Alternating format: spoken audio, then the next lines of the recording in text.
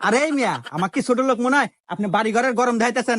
আরে এরকম তো রান্নাঘর আছে আমার ঢাকা শহরে আর 10টো। দাঁড়ান, ফোন আসছে, কথা বলে নি। হ্যাঁ হ্যাঁ, হ্যালো বাজান। হ্যাঁ আব্বু কও। ও তুমি হেলিকপ্টার কিনবা?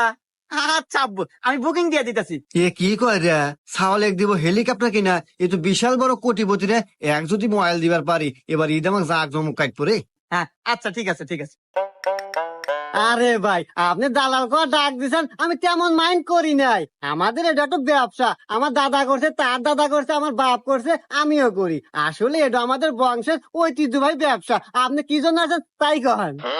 আসলে ভাই, আপনার মতো দালালের কাছে আসা যদিও আমার সাজে না, তারপরেও আসলাম। বুঝলি আপনার ভাবি আল্লাহ খুব শখ করছে গ্রামে এবার একখান কুরবানি দিব, তাই আপনার কাছে আসা। আপনি একটু দেহা শুনে ওই ভালো একটা গলের গরু কিনে দিবেন। তো আসলে ভাই, গ্রামে